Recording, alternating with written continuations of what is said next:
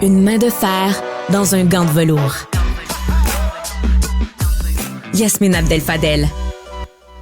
J'en parle et j'en reparle parce que j'en reviens pas. Je suis partie cette fin de semaine au centre-ville de Montréal et je suis revenue de ma petite escapade absolument déçue, choquée, surprise et dégoûtée, je veux le dire.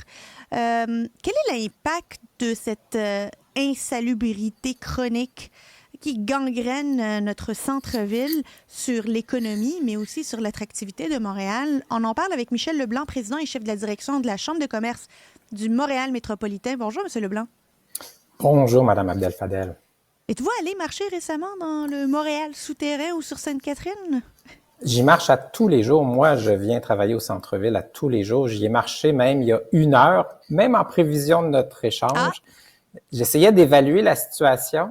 Alors, je peux répondre à vos questions, mais je commencerai en disant, dans l'ensemble, c'est très sale, vous avez raison. Et il y a des endroits où c'est propre, puis je vais leur rendre hommage aussi.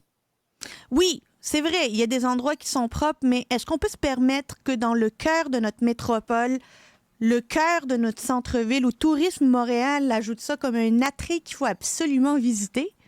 On a Sainte-Catherine qui est en travaux, pas de trottoir. On a la moitié de nos centres commerciaux qui ont fermé, des restaurants qui ont fermé, l'itinérance qui est partout, des déchets qui est partout. Est-ce qu'on mérite encore le statut de métropole, M. Leblanc? Ben, la métropole, moi, ça fait partie, je dirais, d'un statut qui est beaucoup plus large que est-ce que notre centre-ville est propre. C'est la force économique, c'est la taille de la population, puis c'est éventuellement le genre d'institution qu'on y retrouve. Là. Quand on retrouve une maison symphonique, ça définit un rôle de métropole. Maintenant, là où j'en suis, c'est de dire, on a à chaque mois de mars, à chaque année, un moment là, qui, à mon avis, est de la déprime totale parce que notre ville est sale. Puis là, je pense qu'il faut qu'on se regarde dans le miroir. Puis je vous entendais, ça fait au moins 4 ans qu'au mois de mars, je dis aux commerçants, ramassez devant vos commerces. Puis je me fais critiquer comme si je disais, c'est pas à la ville de le faire. Puis les gens me disent, on paye des taxes. Mais moi, je dis, là, il y a un premier geste à poser, nous, comme citoyens, devant nos maisons dans les quartiers, devant nos commerces, sur la rue Mont-Royal, sur la rue Sainte-Catherine. Quand on rentre le matin, là, on prend 5 minutes, on ramasse les cochonneries, on met ça dans un sac, on met ça dans les poubelles. Ça, là, c'est une responsabilité citoyenne qui est nécessaire. Après, on regarde la ville, puis on dit, à quel rythme tu enlèves les petites roches, à quel rythme tu balayes, comment tu t'occupes des rues, des ruelles. Avoir des sacs de poubelle qui jonchent Sainte-Catherine, samedi à 13h, là, il n'y a rien qui puisse justifier ça. Là. Ça, c'est quelqu'un, un magasin qui a sorti toutes ses vidanges puis qui les a mis dans la rue, puis débrouillez-vous avec. S'il n'y a pas d'escouade propreté, pourquoi il n'y a pas d'escouade d'infraction? Là, on est tout à fait d'accord. Pour moi, là, il y a une responsabilité. Puis le commerçant, là, puis j'espère qu'il y a des commerçants qui nous écoutent, là. Nous, la Chambre de commerce, on dit à la ville, mettez-leur des amendes salées. Il n'y a absolument rien qui justifie qu'un commerçant là, pollue la vie de tout le monde autour, laisse ça, que ce soit dans les ruelles ou à l'avant, il y a une responsabilité collective. Moi, je dis aux gens, là, j'ai eu la chance d'aller au Japon. Quand on est au Japon, à Tokyo, il n'y a pas de poubelle. Ben non. Pourquoi il n'y a pas de poubelle? Parce que les gens gardent leurs déchets, les ramènent chez eux, ils se ramassent. Nous, ici, il y a des poubelles, puis encore là, on laisse ça s'amonceler autour. Alors, il y a une responsabilité individuelle. Maintenant, la ville elle-même, la ville-centre, puis là, on en est, elle doit faire en sorte qu'au mois de mars, on ne soit pas surpris. Mais là, c'est pas le mois de mars. C'est même plus le mois de mars, M. Leblanc. Permettez-moi de vous couper. C'est que quand on rentre, par exemple, dans les artères commerciales au souterrain, là, il n'y en a pas de petites roches, puis il n'y en a pas de neige. Il n'y a pas de dynamisme économique. Les magasins ferment. Il n'y a pas de vision économique de ce qu'on voudrait avoir au centre-ville. Vous en avez fait des campagnes de publicitaires pour ramener le monde au centre-ville, mais on a beau y revenir. Pour faire quoi? Bien, c'est pas fini, là. C'est-à-dire que nous, on est en retard. Il y a d'autres villes dans le monde occidental, là, où les entreprises ont ramené leurs gens beaucoup plus tôt.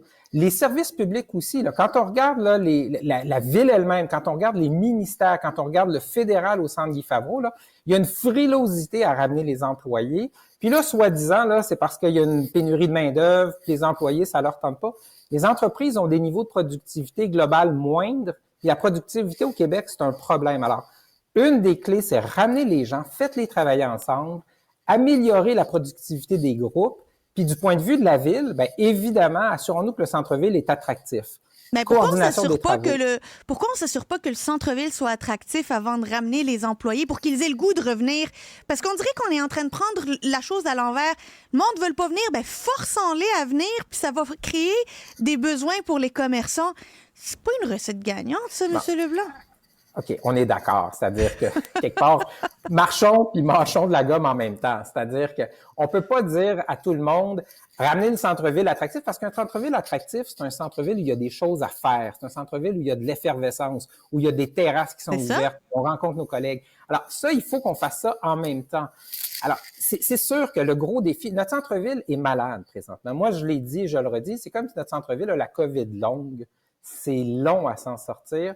Et là, il y a une responsabilité Moi, je pense qu'il a la maladie de Lyme. Toute personne ne sait comment guérir. OK. Bien, peut-être, mais ailleurs, il y a des centres-villes qui vont mieux que le nôtre. Il y en a que c'est pire. D'ailleurs, le temps me presse, M. Leblanc, puis je peux pas vous laisser aller sans vous dire, vous, comme maire de Montréal, vous allez faire quoi pour le centre-ville? Moi, je dirais, retenez pas votre souffle, vous allez devenir bleu. On est à 1 an et demi des élections. Mon nom a circulé. On verra. Non, ça, c'est caquiste, ça. Les derniers gouvernements à avoir dit « on verra », il s'est fait élire, il est au gouvernement. Je réitère, on verra. L'objectif, présentement, c'est de faire en sorte que les bonnes décisions se prennent. Mon rôle, c'est de travailler avec la ville, avec les gouvernements. Puis, s'il y a une bonne administration à Montréal, il n'y a pas besoin de changement, mais présentement, il y a beaucoup de frustration. Est-ce que Valérie Plante doit être changée? Ah, ben elle aura des décisions à prendre, puis les Montréalais aussi. D'après vous, Michel Leblanc, est-ce que Valérie Plante mérite un autre mandat? Moi, je dis cette administration-là a un examen de conscience à faire. La recette ne fonctionne pas. C'est pas les individus, c'est l'administration en place qui doit faire un examen de conscience.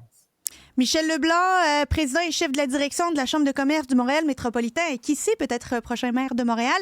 Merci beaucoup d'avoir été avec nous. Ça m'a fait plaisir. Bon après-midi. Au revoir. Au revoir. C'est donc tout pour moi aujourd'hui. Merci à toute l'équipe de recherche et de mise en onde. Je vous retrouve très bientôt pour un autre épisode sur Cube Radio.